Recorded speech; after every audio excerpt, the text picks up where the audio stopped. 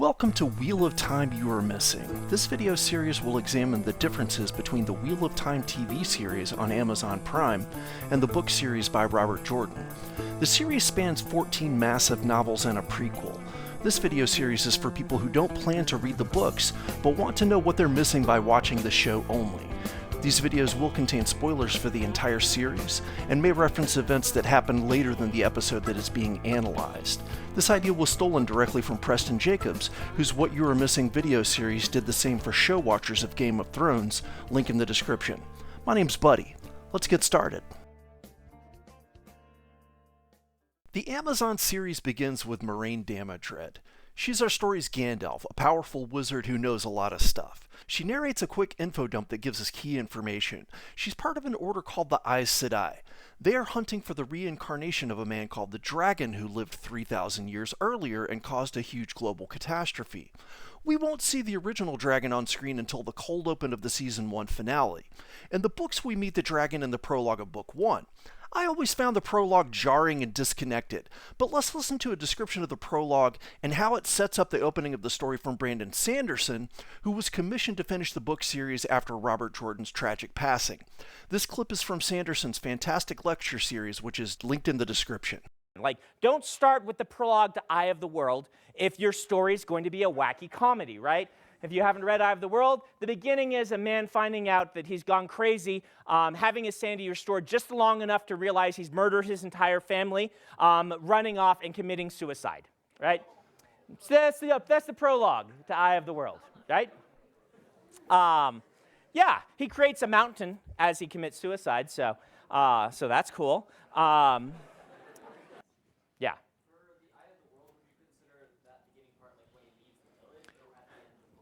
I would say leave the village.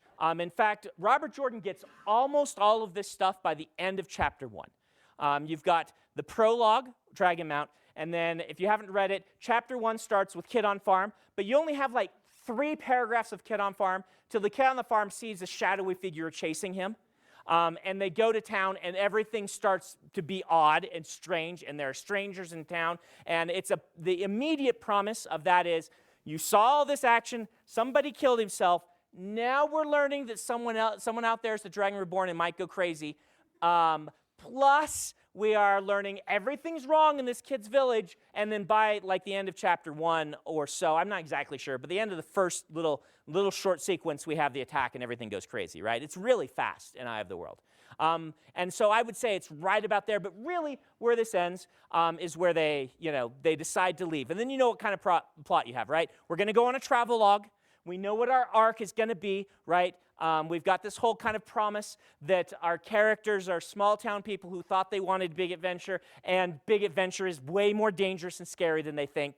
And that's kind of be their arc. And we have our tone promise of Dragon Mount followed by village, everything's creepy, something's wrong. And that covers it. These women remembered one thing above all else. The man who brought the breaking of the world. And him they named Dragon. Now this man has been born again. We don't know where or to whom, if he was reborn as a girl or a boy. The only thing we know for certain is that this child is coming of age now, and we must find them before the dark does. Moiraine's info dump leads us into a show-only scene where we meet some sisters of the Red Aja, a subset of the Aes Sedai. They're led by Liandrin, who is a big old meanie. The Red Sisters are chasing 2 bedraggled dudes who turn out to be just one dude who is going crazy. This is a male channeler, doomed to go mad because of the original dragon and his companion's effort to imprison the Dark One. Liandrin tells him, this power, it's meant for women and women alone. When you touch it, you make it filthy. In the books, it's not modern-day male channelers who make the power filthy. The tainting of the power for men was a consequence of the imprisoning of the Dark One by the original dragon and his companions. The scene is overwatched by Moiraine and Lan, who depart for the 2 rivers. There are rumors of 4 Ta'veren, persons whose lives have special significance in the Wheel of Time, all the right age to be candidates for the Dragon Reborn, the reincarnation of the original dragon from 3,000 years ago. After the title sequence, we get our first scene in the 2 rivers, a show-only scene that introduces Nynaeve and Egwene. Nynaeve is the village wisdom, and she inducts Egwene into the women's circle, a sign of her coming of age. In the books, the women's circle is comprised mostly of the older and wiser women of the village, and Egwene's coming of age is marked by the braiding of her hair, which happens off screen. Nynaeve pushes Egwene into the river, she floats down the river, and she's fine. It's whatever. This scene only lasts 2 minutes, but it will come up again in the eternal debate about TV adaptations and what they choose to alter from the source material. The end of episode 1 is extremely rushed, and this scene was a good candidate to be cut so that the ending could have breathed a little more. Next up, we have a scene that mirrors the opening of Chapter 1 of The Eye of the World, following the weird, disconnected prologue. As in the book, Rand and his father Tam are traveling from their rural farm to the village of Emmons Field in the Two Rivers. They're concerned about wolves that they hear in the distance. In the book, Rand sees a mysterious black-cloaked rider on a black horse following them, but he vanishes before he can point the rider out to Tam. The way Robert Jordan wrote The Eye of the World is literally the plot of the 2000 movie Finding Forrester. An aspiring writer meets a famous writer who helps him get past writer's block. He gives the young writer one of his old manuscripts and tells him to start transcribing it until he finds his own words.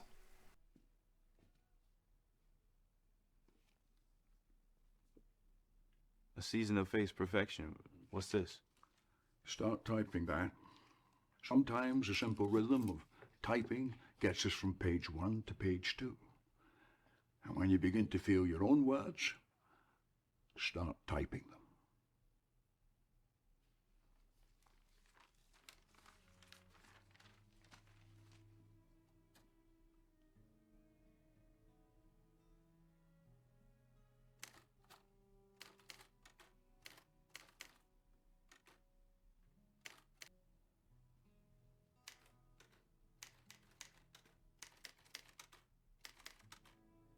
Yes. Yes. You're the man now, dog.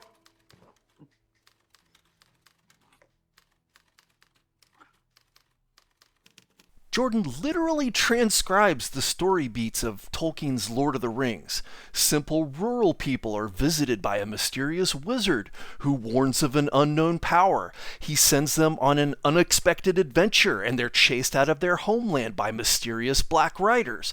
But just as in Finding Forrester, Jordan eventually finds his own voice, and the Wheel of Time now stands shoulder to shoulder with Lord of the Rings and Game of Thrones as the most successful fantasy series ever written in the English language. Next up, we arrive at the Wine Spring Inn, where Rand, Mat, and Perrin are playing dice. The inn is owned by Egwene's family, and her father, Bran Alver, is also the mayor of Emmons Field. Mat is introduced as a degenerate gambler down on his luck. When he runs out of money to gamble with, he eyes a girl's bracelet that he plans to steal. Mat jokes that Perrin is married and his life is over. Perrin tells of rumors of a distant war. In the show, our Emmons Field main cast are all aged up. This is fine. One of the silly things about the books is how fast the main characters level up. Rand goes from a teenager who didn't even know that his father owned a sword to fighting a blade master within the first 2 books. What's less ideal is the way the showrunners change and convolute the characters in a way that doesn't serve the plot at all and only contributes to the rushed ending. Egwene appears following the ceremony and is drawn to a table to celebrate her coming of age. Moiraine and Lan arrive, and Moiraine is immediately recognized as Aes Sedai by Meryn Alver, Egwene's mother. Rosamund Pike has a dramatic entrance. Rand and Nynaeve express concern over the presence of an Aes Sedai, and Nynaeve sends Perrin home to his wife. In the book, Perrin doesn't start out with a wife. Moiraine and Lan conceal their status as Aes Sedai and Warder for as long as they can. Perrin has a main love interest, but he won't meet her for several books. Mat is further characterized by the show through a difficult relationship with his alcoholic mother and philandering father. Mat is also shown to have redeeming qualities through his care for his sisters. This is more consistent with the books, where Mat is initially characterized mostly through youthful mischief. Mat is one of the most beloved characters among Wheel of Time's fandom, and the showrunners have really done his character dirty here for no justifiable reason. Back at the Wine Spring Inn, all the grown-ups clear out so Rand and Egwene can get freaky in the common room. Egwene is evasive about the ceremony. She tells Rand that Nynaeve has asked her to become an apprentice wisdom, which would mean she can't marry Rand. Moraine and Lan have a bath scene, and Lan asks which one of the dragon candidates she suspects is the dragon reborn. It cuts back to Egwene, and here we need to talk about the whodunit. In the books, the dragon candidates are limited to Rand, Perrin, and Mat. Wheel of Time's central twist is that the person prophesied to save the world from the Dark One is also doomed to go mad, and could break the world again like the original dragon in the distant past. The showrunner's decision to add female dragon candidates is pointless, amounts to nothing, and I'll have more to say about it later. And we finally get a mysterious black rider in the town square outside. One thing you can't hate on is the arrival of Padden Fane. This is an obvious nod to Gandalf's arrival to the Shire in Fellowship of the Ring. Mat gets up early to sell the stolen bracelet to Fane. Rand and Egwene later meet up on a mountain, and Rand says he already knows Egwene has decided to become a wisdom. Moraine meets Nynaeve at a secret pool and grills her about her orphan upbringing in this show-only scene. Nynaeve tells the story of her mentor's rejection by the Aes Sedai. Moraine is very specifically interested in Nynaeve's age. Although the show has previously told us there are 4 dragon candidates, Rand, Perrin, Mat, and Egwene, Moraine seems to be investigating the possibility of a second female dragon candidate. Nynaeve says she will protect her village from Moraine if she must. The rivalry between these characters is book accurate, and could be explored further if not for all the distractions. Perrin, Rand, and Mat meet on the village square for breakfast beers. Perrin and Rand give Mat money to buy lanterns for his sisters to use in the Beltane celebration later that night. Rand doesn't stay for Beltane, but instead leaves for the farm with his father. Cut to Nynaeve, who finds Egwene crying after her talk with Rand. They hear something on the wind. It sounds wrong, and Nynaeve says it's something she's never heard before. Moraine and Lan have begun to suspect that servants of the Dark One are in the 2 rivers. Lan finds sheep that have been ritually butchered and placed in a dragon's fang configuration. In the books, the yin-yang symbol is also the symbol of the Aes Sedai. The white portion is sometimes called the Flame of Tar Valon, representing the female half of the true source. The black portion is sometimes called the Dragon's Fang, and is sometimes scrawled on the doors of persons suspected of being Friends of the Shadow. This show-only shot is actually a nod to Game of Thrones, where in the pilot episode the others arrange some bodies in a geometric pattern. Finally, we get to our closing action sequence. The village is celebrating Beltane when it's attacked by Trollocs, evil creatures that the villagers thought were mythical. Chaos ensues and Mat runs home to protect his sisters. Meanwhile, a single Trolloc attacks the Althor farm. This Trolloc's name is Nark, and put some respect on his name. He's the only Trolloc to ever have a line of dialogue in Wheel of Time. Jordan apparently left it in after he decided Trollocs would not have speaking roles. Tam retrieves a heron-marked sword from a chest and looks like he knows how to use it. Tam is wounded, and Rand says he will take him to Nynaeve. Back at the main battle, Lan and Moraine arrive to defend the village. This is possibly the best sequence of the entire television series. The only competition is the cold open of episode 7, when Tigraine, Rand's mother, fights in the Trolloc War while pregnant with Rand.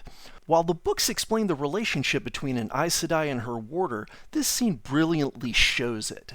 Meanwhile, a Trolloc attacks Perrin and Layla in their home. Perrin kills the Trolloc, then accidentally kills his wife. Nynaeve is snatched by her braid by a Trolloc, dragged off and presumed dead. Do you remember the scene from Lord of the Rings where Aragorn is dragged off a cliff by a giant wolf? As a book reader, this scene was like nails on a chalkboard. Please stop doing this, showrunners. The Two Towers opens with the resolution of Gandalf's fake-out death from the first movie. Millions of us have read the books. We know Nynaeve isn't dead. As a new day dawns, Rand arrives to the aftermath of the battle with Tam, who was healed by Moraine. Rand tells Moraine, "You show up," and then these creatures show up the next day. Moraine tells about the prophecy of the Dragon Reborn, and says it's one of Rand, Mat, Perrin, or Egwene, and they have to leave with her immediately. Hundreds more Trollocs are seen descending on the village, and this is the rushed ending. In the book, Rand is able to stay by his father's side until he becomes conscious again. Rand learns from the mayor that the targets of the Trolloc raid were the family homes of Rand, Mat, and Perrin, and the forge of Harold Lewin, where Perrin is an apprentice. Rand's father agrees with Moiraine that the village will be in less danger if the dragon candidates leave with her. In the show, the main characters have just suffered unbelievable trauma and are forced to make an instantaneous decision to trust Moiraine. Perrin just killed his wife. Mat just watched a Trolloc eat a villager. Rand almost lost his father. A fresh wave of Trollocs is descending and seems certain to kill the remaining villagers whether the dragon candidates leave or not. I couldn't imagine Perrin leaving under those circumstances. He wouldn't value his own life and would probably want to protect the remaining villagers. In the book, Egwene's decision to join the Travelers is pretty amusing. She decides she wants to go on an adventure. Rand tells her they will be chased by Trollocs, and she tells Rand that she doesn't believe in fairy tales. Also in the book, Trollocs are being burned in a giant pile right outside Egwene's family inn. This is one of the many mistakes Jordan makes in the early going as he finds his voice in print. There's also a missing character named Tom Marilyn, but we'll talk about him later. Because the showrunners shoehorned in so many elements that didn't serve the plot, the ending is rushed and doesn't make sense. Brandon Sanderson explained in his lecture how important the opening of a story is and how crucial the decision of the Emond's Fielders to leave with Moiraine is. He also wrote a post about the reason he thinks scriptwriters take so many liberties with source material. Sanderson wrote about a scriptwriter who worked on one of his stories that was optioned by a studio and made it unrecognizable. Wrote Sanderson, "This writer never had a chance to tell his own epic fantasy story, though he wanted to. Instead, he found a popular-ish story that nobody had snatched up and used it as a means to tell the story he'd always wanted to tell because he'd never otherwise have a chance of getting it made." I'm convinced this is part of the issue with some of these adaptations. Screenwriters and directors are creative and want to tell their own stories, but it's almost impossible to get those made in things like the fantasy genre unless you're a huge established name. They want to tell their stories, and this is the allowed method. So when given a chance at freedom, they go off the rails, and the execs don't know the genre or property well enough to understand why this can lead to disaster. Thanks for watching. Please like, subscribe, and leave a comment letting me know if you'd like to see more of these. The intro and outro music is from a band you'd never heard of called Both Sides, with the legendary Matt Mundy on mandolin. It's the title track to their 1994 release, The Sounds. Thanks again.